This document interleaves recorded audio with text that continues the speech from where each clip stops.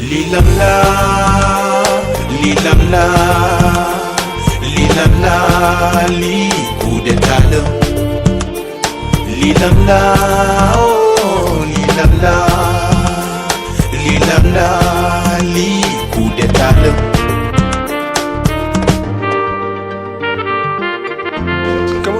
Aujourd'hui, de vous retrouver, amis très chers internautes, ici sur votre chaîne préférée, unique chaîne, donc Ndar Radio Info. Aujourd'hui, nous sommes en train de faire une émission, je dirais une interview avec un artiste saint-louisien qui n'est plus un peu partout à présenter. Cette interview a retenu de le tapis rouge à un artiste saint-louisien qui est autochtone de Saint-Louis, qui évolue dans le monde musical et puis qui ici est très distingué. C'est habitué que nous allons recevoir ce soir ici chez Ndar Radio Info. Vous êtes en direct en même temps sur Facebook, amis très chers avec Abdou Guité, votre artiste préféré au niveau de Saint-Louis, reconnu par tout le monde, son talent, et puis c'est quelqu'un qui actuellement fait du buzz un peu partout dans le monde, mais surtout au niveau des Saint-Louis du Sénégal. Amis très chers internautes, je vous retrouve dans quelques instants avec la présentation d'Abdou Guité pour cette interview.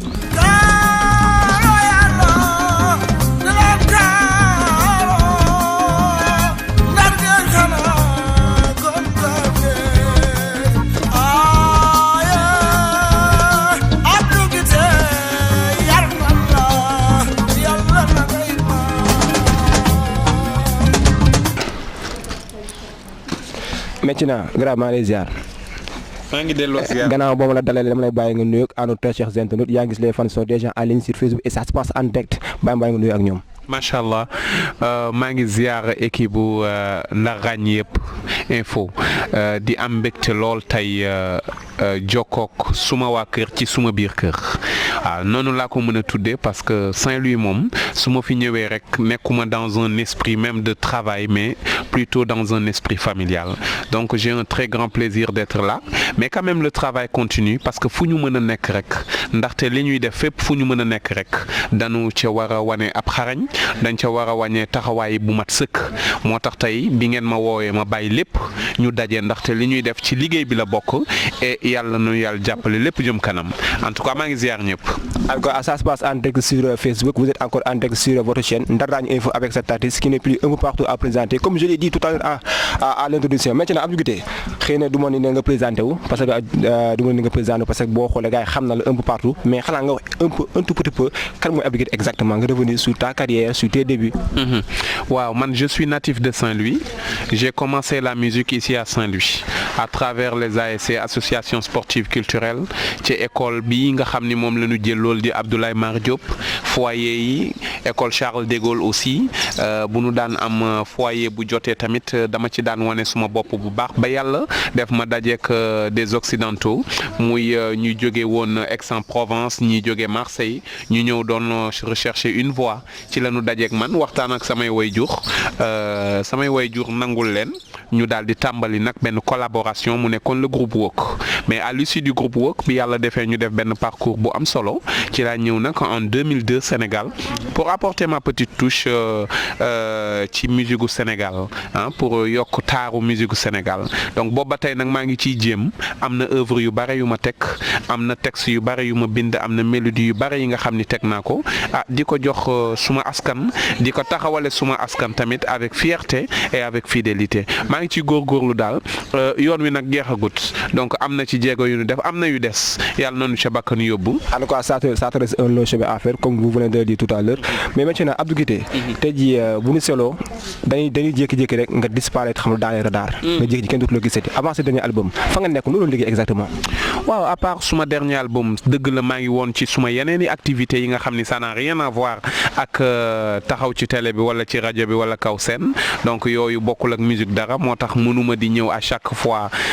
di ko wane wala di ci wax donc moment yooyu su jotee damay daal di lëlu waaye tamit ku ne xam na ni artiste dafa war a di tëju di créer ngir bu génnee mu safe waaye bu fekkee da nga bëgg occuper les médias tous les jours et tout man personnellement du combat boobu laay mëne damay bëgg daal su ma amee lu may wax ak lu may wane lu may bokk ak suma askan li nga xam ni bind naa ko bëgg ko bokk ak ñoom ma ñëw ni fang bokk ko ak ñoom ñu saafonte ko safoo ko ba mu neex sunu noppee ci loolu nag ma delluwaat tëjuwaat xalaataat bindaat génnaat ñëw moo tax léeg-léeg may absenté di ñëw absenté ak di dem.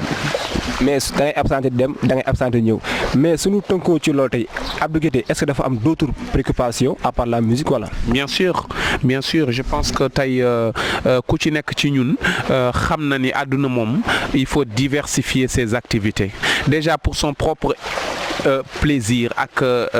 son équilibre je pense qu'il est bien de diversifier tey bu fekkee penn mbay rek lan lay tegal midi bu nekk bu yàgg da lay sàppi donc je pense que kon man maa ngi yëngu ci wàllu musique bi mais am na yeneen activité gauche droite mais peut-être comme ci musique bi lañ ma xamee moo tax saa yu ma génnee rek ci musique laay waxtaan ak nit ñi et te loolu moo ci am solo sax te ci laa gën a mën a contribuer ci suma askan mën a wax samay xalaat mën a sottanteeg ñoom mën a prévenir mën a yedd mën a sensibiliser donc ci laay mën a apporter sax sama touche ci développement wu sama société donc l'année li nag peut-être c'est à but personnel soxlawul ñuy toog di ko. mais boo toogee un instant nga def silence rajo. donc est-ce que loolu dina arranger est-ce que dina nekk à l'avantage de tes fans.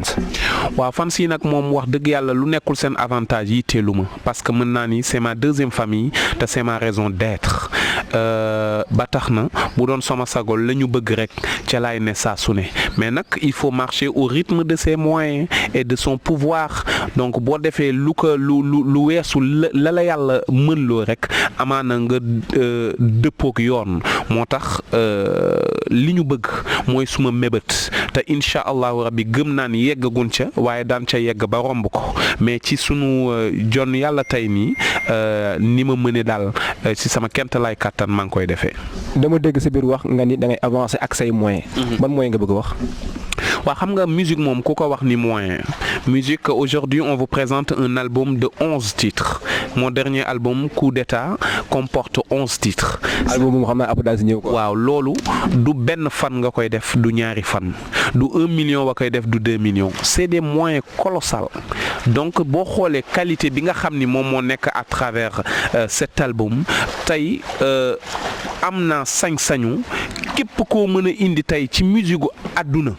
actuel boo tegee albumam ma indi suma album teg ca wet ga ndaxte wóolu naa qualité ba nga xam ni moom lañ ca def ak coono gan ca daj ak concentration ban ca def loolu moom man sama bopp xam naa ko donc je pense que tey te les profanes les professionnels bu nu mayee nopp l'album Coup d'État daanu xam ci ban level la ñu liggéeyee cet album donc kon bu ma nee au rythme de nos moyens tamit loolu dafay day laisser sous-entendre. problème financier la quoi. du problème sax mënuma ko tudde problème mais c'est une question d'aménagement d'organisation parce que tey mënoo tey ñëw ni damay génne album tous les jours de cette qualité su yàggee di nga jël loo moomut wala nga wax luñ la wax loo wut wala sax nga wax ji nga xam ni peut-être du méngook lanu xamee woon Abdou Guité donc kon bu fekkee yow da ngay tëju di bind bëgg arranger paroles yi mu tëdd nanu war a tëddee musique bi mu doon de qualité optimale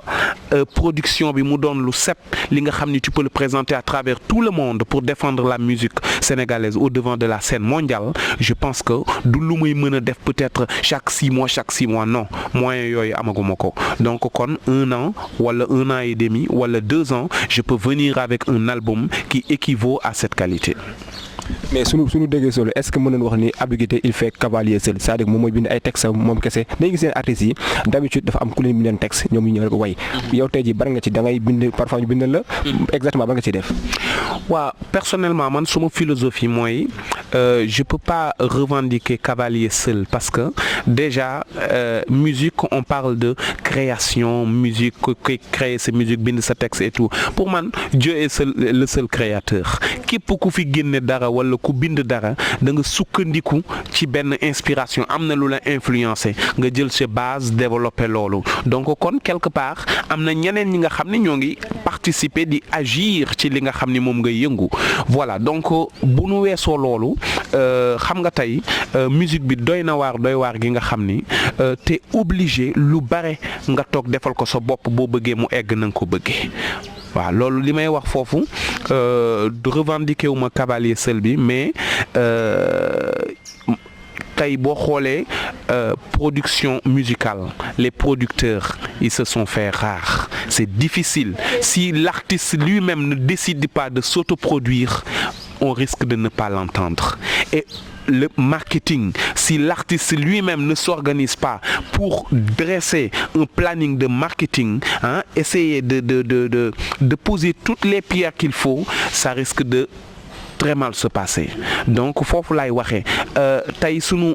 industrie bi am na ay failles am na ay faiblesses am na ay difficultés ba nga xam ni artiste bi il faut qu'il soit entrepreneur, il faut qu'il soit quelque part cavalier seul comme tu le dis pour mën a lépp mën a tegu waaw. Donc mais néanmoins je cherche toujours à me collaborer avec Paul ou Jean pour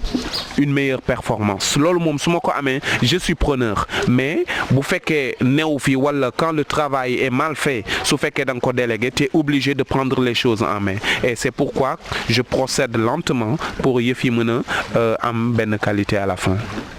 donc di rappeler gars yi ba tey yéen seen émission donc fi nga xamante ni interview la donc fii Cheikh Deda ànd seeg Abdou Guité Seck quelqu'un qui n'est plus un peu partout à présenter un peu partout en tout cas ci Sénégal donc moo leen def interview yéen ngi en direct am ngeen droit poser ko ay questions ngeen encourager ko parce que c'est un CNG comme vous mais su ma la déggee waxtaan bi xam naa ne tey am na ñu lay xaar Abdou Guité yeneen question day dem ndànk léegi sa biir wax nee nga organisation wax nga ko wax nga marketing te ku ne marketing day toucher à la communication mais communication Abdou Guité est-ce que tey jii des na wala desul sa analyse personnelle bala ma lay laaj. Bon, quelque part man je suis dans l'âme, je suis artiste am na ci tamit paramètres yi nga xam ni pour man c'est secondaire li nga xam ni mooy priorité ci Abdou Guité mooy la qualité de la création mooy li nga xam ni mooy texte bu cohérent bi nga xam ni ça correspond à l'attente de la nouvelle génération dana fàttali tamit mag ñi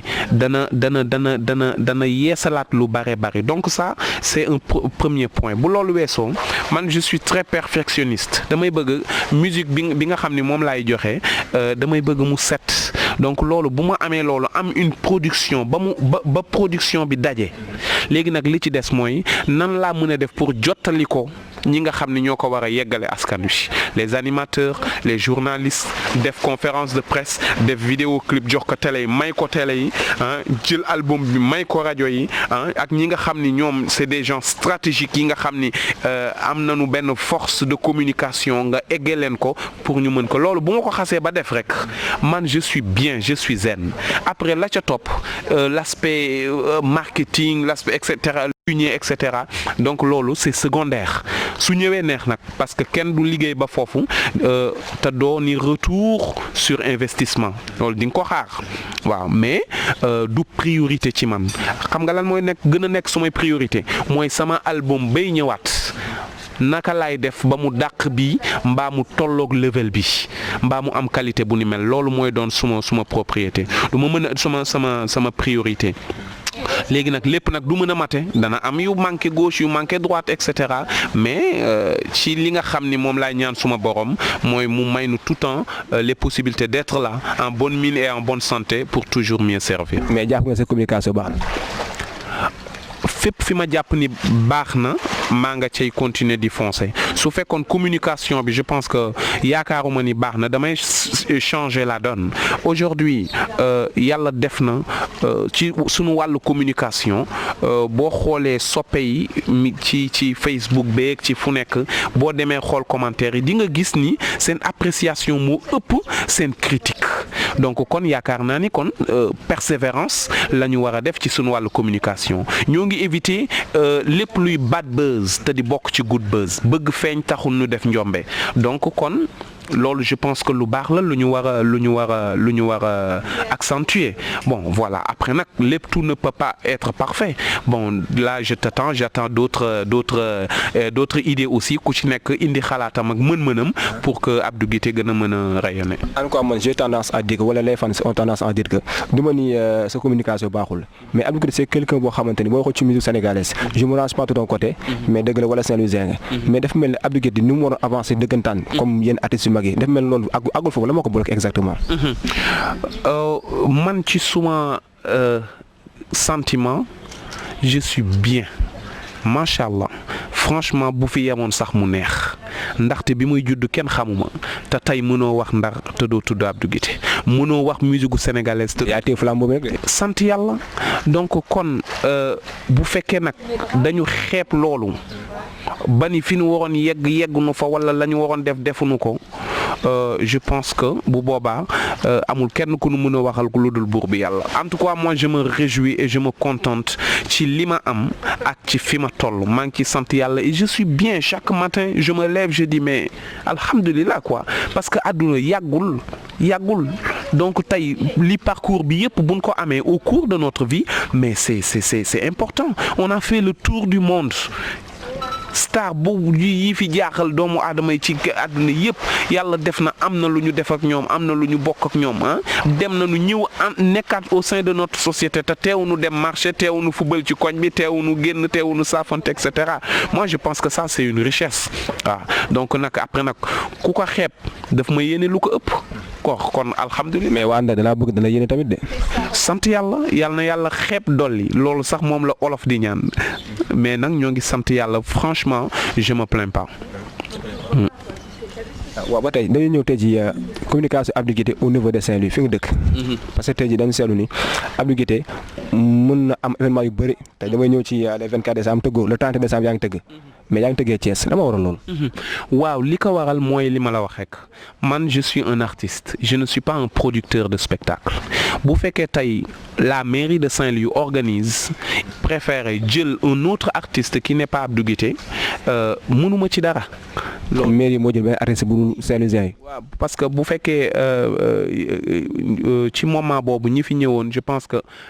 monsieur le maire Hadj Mansour Faye je pense que loxo mi ngi ci biir donc moo leen ni peut-être toog nañu waxtaanee nañ ko te gis na ni peut-être loolu la jamono ji soxla woon moment boobu loolu mënuma ci dara damay nangu ne ñëpp rek comprendre nga bu fekkee tamit yeneen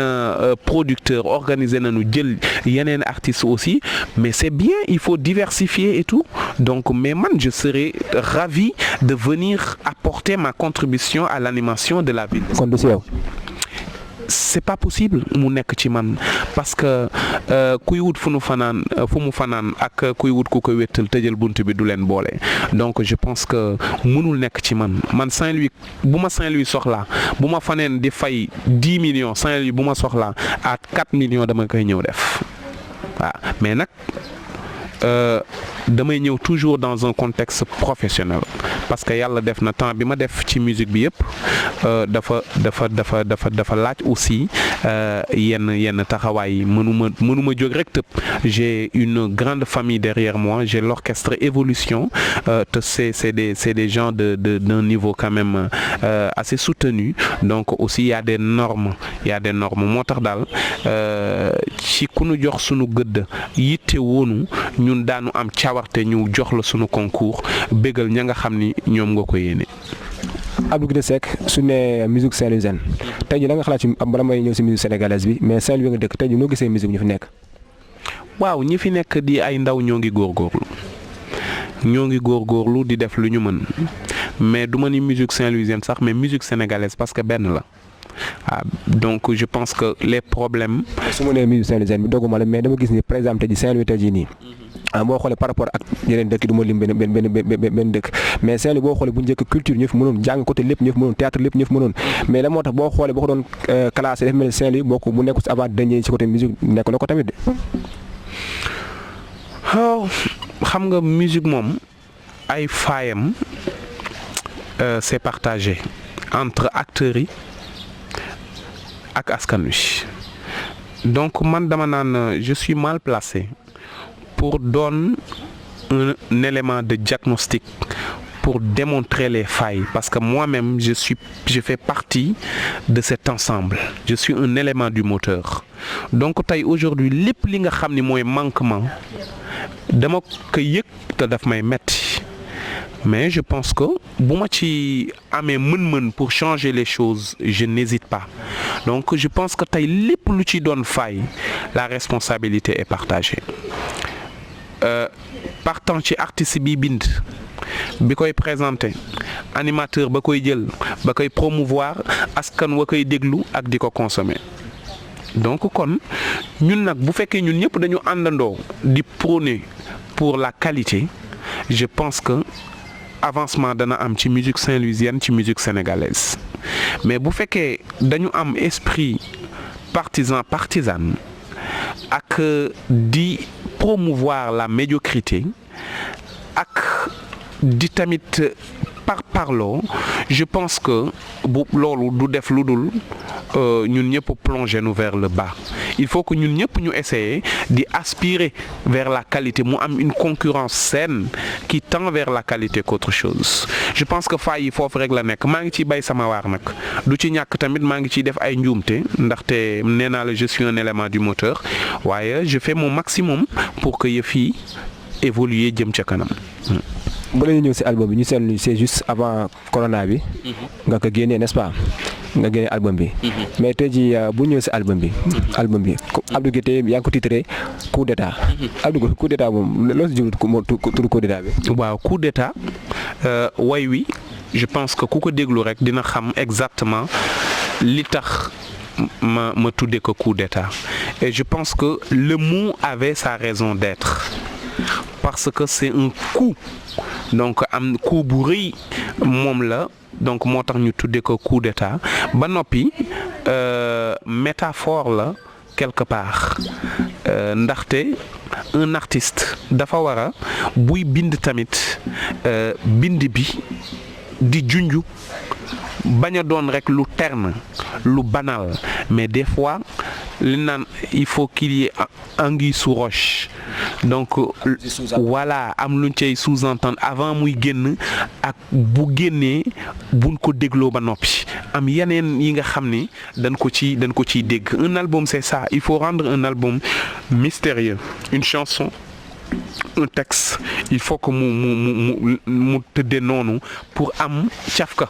waaw mais je pense que way wi nga xam ne la ñëpp d'accord nañu ndaxte bari na ci réew mi ku bu ni mel bari na ci réew mi te ku ne xam na ni ci néegu sëy yi tamit kazalika bari na ci lool donc moo tax ñu way loolu pour soulever thème boobu ñu bàyyi ci xel gën a defaraat sunu posture pour que sunu askan gën a sain voilà. Maintenant boo xoolee album bi am na benn son bi nga xamante ni daanaka moo nekk le best-seller de cet album moom mooy bu xale jigéen bëgg di def statut quoi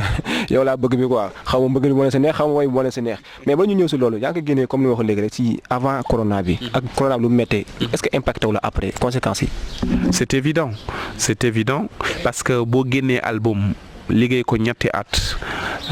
boo ko génnee rek on parle de tournée nationale internationale de relations internationales de production etc. un retour sur investissement donc kon lu demee ni ki mbirum corona bi bu ñëwee juste après la sortie d'un album ça fait mal mais nag dañuy sant yàlla bi ñu bokkee ci ñi nga xam ne ñooy toog tey di mën a waxtaane lu ni mel malgré li fi jaar ak nombre de morts yi ñu enregistré ci àdduna yëpp je pense que on se réjouit carrément ci li ñu yàlla may quoi donc mais c'est pas trop tard parce que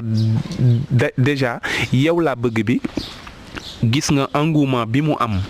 ak ba ma ko génnee donc bi corona bi ñëwee dafa nëbb lépp waaye bi yàlla defee corona bi di dellu ginnaaw gis nga dafa ñëw positionné wu fa mu war a positionné woo et je pense que y a d'autres titres yi nga xam ni ñoo gën a doy waar yow laa bëgg bi et maintenant loolu man ak soppe yi ak sunu liggéey moom mooy wane loolu donc ñoo ngi fi yéen a ngi fi nan dem ba ci kanam. non damay présenter album bi tout à l'heure sax mais balaa boobu ba tey damay des le fait que mu impacté leen ci naka noonu seetlu artistes yu bëri da leen impacté ci côté musique ci côté ñu nekk dans le monde dans le monde de la cinématographie boo seetloo mais tey jii ministre bi joxe 3 milliards ci Covid 19 bi ci artistes donc artistes comédiens yi lépp nekk actualité ñi am ñi amuñu ñii di gedd mais yow en tant qu'artiste nga gisee loolu yow est-ce que jot nga ci fond ba pare. non je n'ai pas encore reçu un centime mais je pense que la répartition est en train de se faire là je pense que c'est loolu yàgg na distribution yàgg na. ah bon en tout cas je n'ai encore rien reçu mais je pense que c'est en train de se faire. est-ce que ba ñoo génn fan si toppale di la ñaan rek moo tax nga génn. non du tout kon loolu bu ma ko defoon ña koy séddale daanu ma mere lool damay daal di gore di ndax loolu bu ma ko jotee li mu yellool mooy ngërëm ak cofeel jëmale ko ci way ña ko def muy ministère bi muy SODAV muy structure yi nga xam ne ñoo fi nekk te di jëmmal ak di taxawal artistes yi ci fu ne non gëm naa ni dina yegsi peut-être li ma nekk ndar la rek moo tax yegseegul mais kon da nga fàtte waa Ndar nga wax. non ñun ñëpp daan ci gis suñu non je pense pas que ñu fàttenu ci loolu je pense que déjà c'est très noble yëkkati lu ni mel jëmle ko ñi nekk ci culture bi yëpp donc je pense que noblesse boobu nag bu commencé moom mooy jeex moom mooy continuer donc non je pense en aucun cas ñu fàtte ci kenn yaakaar naa ku ne dana ci jot sa wogg. waaw d'accord léegi su ma doon laaj nga defal ma si benn analyse juste une très petite analyse par rapport ak séddale bi par rapport nu mu demee ñiiti gedd loolu la nga gis si loolu yow tey jii. man dégg am na artiste yu gedd de. ah bon am na ku ci mel ne que Mame Goor dafa gedd de. dafa gedd moom wax na lu ko neex ministre bi yow nag léegi la moo tax la nga gis loolu yow. Aby Guité actualité la de xaaral ka bañ wax rek. wallaay lazim yëguma ko. oui donc. kon Aby Guité da ngaa bëri xaalis. Non du tout, c'est pas ça. Ouais. Non du tout, c'est loin d'être ça. Mais je pense que Mame Goor bu fekkee dafa gedd il a ses raisons. Il faut que sama nit la. Je prends mon téléphone, je l'appelle et je vais lui demander et j'essaierai de partager plus tard pour ne pas mettre les charrues avant les bœufs. Léegi maintenant revenons-en encore donc à votre album. Donc est-ce que mu ngi defal benn briefing ci présentation album bi. waaw album bi nag mi ngi tudd Coup d'état. C'est un album de 11 titres. Donc bari na way ci nekk mais yow laa bëgg bi gis nga moo jël waaw actuellement moo jël le devant de la scène mais sant yàlla parce que méngoo nag sunu stratégie ndaxte moom la ñu njëkk def vidéo clip bu weesoo yow laa bëgg y en a d'autres titres y a hypocrisie parce que ku ne xam na ne àdduna bi Sénégal tey bari na hypocrisie da nga koy nemmeeku ci fépp fu mu doon ci biir askan wi donc loolu moo tax tamit ñu def ci taxaw seetlu di ñaax sunu bopp ñaax nit ñëpp ndaxte ngay ànd ak nit ndeke yaa ngi ko teg sa bët mu lay dimbali nga xëy bëgg ko yàq yàlla du la seetaan te ku la wóolu juum na donc loolu la ñuy wax ci way woowu y a la chanson Racine Sy Racine c'est un grand frère depuis toujours donc lu ma ko way doyut yàlla na yàlla yokku leeram yokki fanam way naa ci Mouhamadou Abdallah Thiam way ci Tata Awa Ndiaye mi nga xam ni ma nga Lomé di taxawal Sénégal tamit taxawaay bu rafet donc nekk sunu yaay di participer au développement de l'Afrique bi sunu album génnee ndeysaan album ba 1 million la ko jëndee 1 million la jënde sunu album te looloo gën a tuuti ci teraanga gu mu seq ak ñun Malick Gakou kazalik woote commandé 1 million moom wayoon naa ko ci l'album Njukkal mais album bi mu taxawaayu mag comme nam ko daan defee à chaque fois Mouhamadou Abdallah Thiam aussi donc 11 titres donc il y a la chanson nag Coup d'état qui porte le nom de l'album Coup d'état moom damay suggérer ku ci nekk mu dem jëndee album bi au niveau de toutes les plateformes du monde Amazon iTunes Spotify Google Play etc. donc pour mën a découvrir lépp li nga xam ni moom la album bi ëmb donc y en a d'autres y a Baro une chanson qui démontre sunu complicité ak sunu musiciens saa yu nu dajee dafay indi benn source d'inspiration donc am na luñ ca wax ba ma koy booleeg àdduna naan leen kaay wax ci ndaxte ba mu ñëwee Dakar ba tey mi ngi fi am benn gel loolu tax na mënatuñu liggéey voilà donc sinon il y a d'autres titres aussi donc 11 titres moom. mais dans l'ensemble donc je pense que loolu mooy son yi nga xamante ne moom moo nekk face ci album bi mais en tout cas yow laa bëgg bi sama benn cousine naa la wax ni mu ngi yëngal ci est quoi moom loolu la wax quoi mu faawantu loolu la wax quoi. ah macha Allah dafa mel ni xale jigéen gën bëgg de. xale yu jigéen yi ñoom wax dëgg yàlla ñoom masuñu changer seen position par rapport à ça mais way wi dafa doon way wi nga xam ni jëkkër moo koy wayal soxnaam et ma defa ni gentleman bu ci nekk war na gën a bëgg way wi bu dee gis na ci boppam te ku ci gisul boppam tamit war na ci inspiré woo parce que je pense que li muy procurer ak di ko inspiré nit ñi du lenn lu dul harmonie amour dans la famille jonge mën sa bor et je pense que way wi wax na lépp. waaw maintenant léegi comme tu as déjà fait la présentation de l'album xam naa da ngay dañuy won juste benn a cappella donc ci album yaay tànn way bu la neex nag. bon a cappella ça sera toujours avec plaisir ndaxte je pense que suñuy soppee dañ koy bëgg chaque fois waaye daal xam naa ni li nga xam ni c'est le produit fini bien travaillé bu nu weesoo interview bi mayaat ko soppe yëpp ñu xam ni nag wax dëgg yàlla seen doom masu leen fàtte ci qualité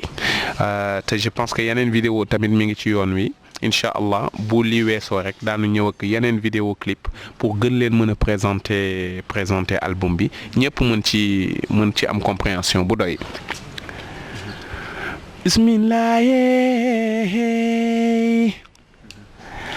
bismillahi mbaa jàmm ngeen yendoo yàlla ngeen ko fanaane fi moo di ndarañ boo yegsi nga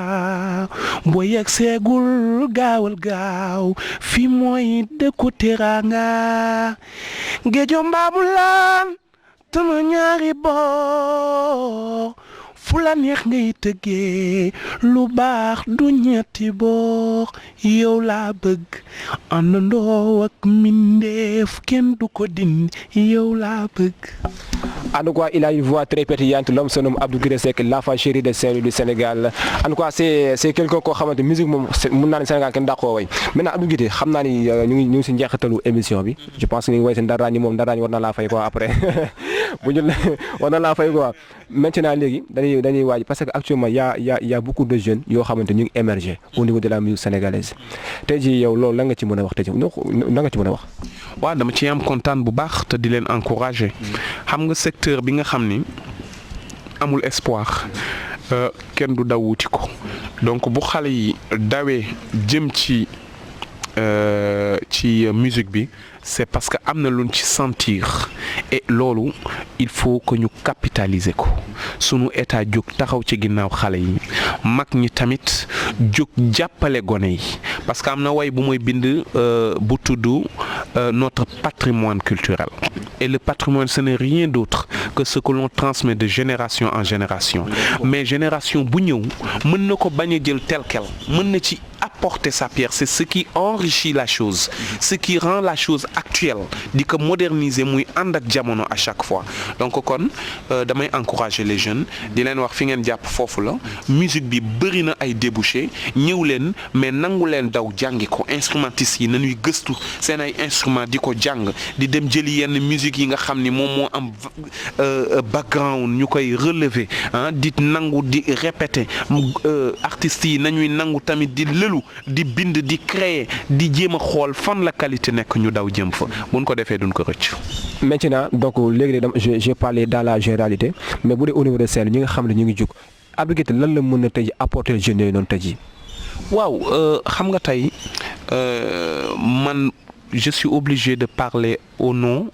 du Sénégal parce que je ne suis pas focalisé que pour Saint-Louis ndaxte ni ndaw Saint-Louis amee ci man yaakaar noonu la yeneeni ndaw ci yeneeni gox ci biir Sénégal amee noonu ci man yaakaar ba tax na à chaque fois ñu ñëw vers man lu ma mën a bokk ak ñoom rek dinaa ko bokk ak ñoom muy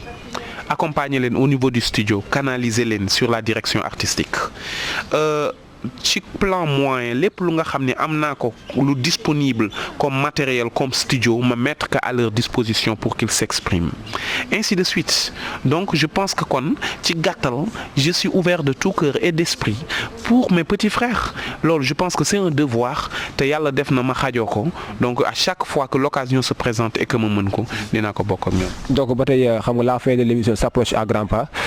juste avant la dernière question wala bon avant dernière laay wax sax parce que gis nañ tey Covid-19 artistes yu bëri dañ si participer musicalement seen voix seen dëkk yow dafa mel ni def nga distribution ci Ndar quoi avec fans club ak Guité club. waaw man nag ànd nag le Guité club ñu jël sunuy moyens dem jëndi ay lot d'alcogel ak ay produits antiseptiques ay saabu yi nga xam ni tamit ndimbal jaboot la boole ko ku ci nañ def ko benn mbuus mu ndaw dugg kër gu ci nekk ci ñi nga xam ne ñoo nekk ci sunu proximité daal di ko fa teg ça c'est un geste symbolique am yenn lot yu ñu jox Guité club yi ñu dem ci seen localité tamit ñu def loolu peut-être man xëy na rek li ma def moom la ñu gis mais action yu mel noonu yu bare ñoo ngi ci ginnaaw peut-être man dama ko doon wane pour juste inspirer tout Sénégalais pour mu am cet esprit de partage et de collaboration pour ñu mën a vaincre cette maladie donc mais alhamdulillah en dehors de ça am na œuvre bi nga xam ni def naa ko en collaboration avec le Centre culturel français avec Henri Guiabert avec Ablaye Sissoko en tant que choriste et tous les musiciens de Saint-Louis ñu def ko à l'occasion même de ci xew-xewu Covid-19 bi pour mën ko bokk ak tamit askan wi yëpp parce que musique moom buñ ko waxee rek mooy jéem a adoucir les mœurs jéem a delloo si xel yi fit yi bañ a rëcc ci xel yi dal Sénégal jëm kanam loolu lañ ci jublu woon te def nañ ko. donc lan mooy sa projet dans la prospérité au niveau de Saint-Louis en tant qu'artiste boo xamante ni jot na la fi xam donc su ma jubalee comme su ma jox exemple comme feu El Hadji Bala Diango Bel ñu ngi koy jaarale ba tey waa Ndar ñu koy jot noppeekuñu tey jii ñu tey jii Abdou Guité bàyyi na musique wala tey jii Abdou Guité moo fi def lii tey jii sa projet si Saint-Louis lan la. waaw déjà sama projet ci Saint-Louis c'est collaborer avec toutes nos autorités qui sont en général nos frères parce que fii la ñuy juddoo fii la ñu yaroo damay dellu si waat bu baax ci monsieur le maire Mansour Faye waaw ndaxte xam naa ni nit ku baax la nit ku yaatu la ku am teranga la donc aujourd'hui kon suñuy projet collaborer ak moom pour animer cette ville à chaque fois que l'occasion se présente doon na lu ci jiitu suñuy projet doon na tamit suñ saa yu ñu ko mënee ñu taxawal fi un studio bi nga xam ni dana permettre les jeunes pour ñu gën a mën a exprimer wu à travers la musique samay projet bokk na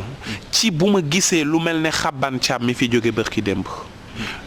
ma topp ci ginnaawam wala àndandook moom pour saxal loolu parce que Xaban doonoon na ki nga xam ni dafa doon joxe bokk ak xam-xam xale yépp di leen jàngal musique di leen former loolu amatul Ndar y a plein de jeunes qui viennent chez moi dañuy bëgg jàng musique mais awma sax ku ma mën a woo pour fayal ko sax pour mu jox ko quelques cours et ça malheureusement ça appauvrit notre culture de jour en jour donc yooyu bokk na ci sumay projet yi gën a am solo wa ila on continue notre petit bonhomme de chemin yàlla def jàmm ndama nga ca kanam. Amis très chers internautes donc yéen a ngi ba tey en direct sur c'est Ndar Raññ Info donc Ndar Raññ Info c'était juste maintenant avec Abdou Guité mais suñu dernière question xam naa ne gars yi nga ñuy laaj wala gars yi koy xaar la moo tax gars yi posé ñu ko lan la Abdou Guité di xaar pour dem Grand Théâtre. oh Grand Théâtre ñoo ngi fa waroon jouer le 20 juin bi waaw le 20 juin bi ñu weesu moo nekkoon le grand rendez-vous des arts et de la culture. C'était pour la première fois wala. La première édition de guitare du concept bi nga xam ni moom la bëggoon présenter au niveau du Grand Théâtre mooy li ma defoon Sorano te artiste yëpp Sénégal ñëwoon taxaw jëmmal guddi googu Ndar dajale bus yi ñu ñëw daje Douta Seck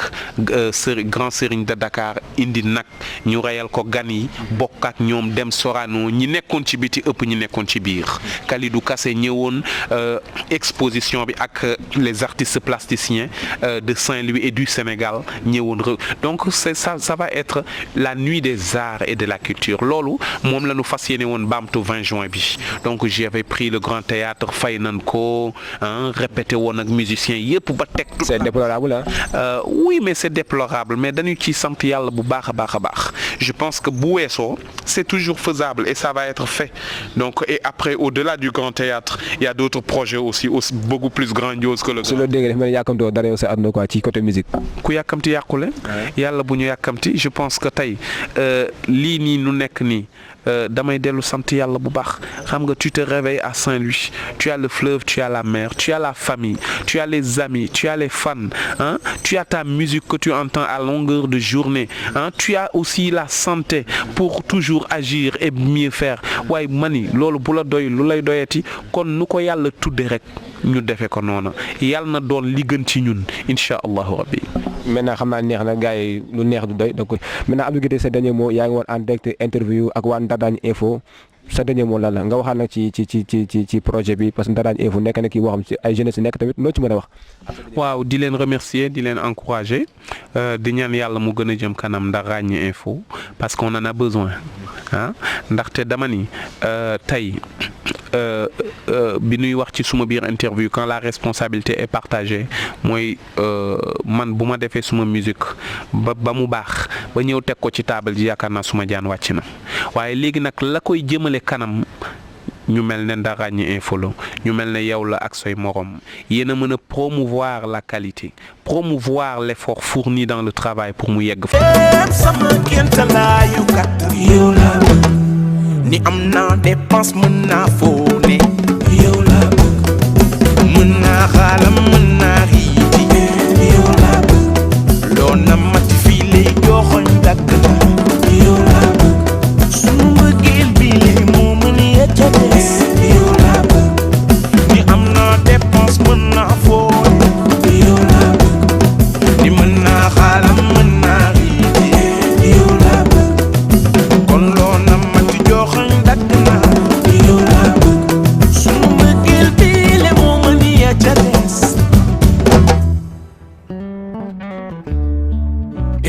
yow laa bëgg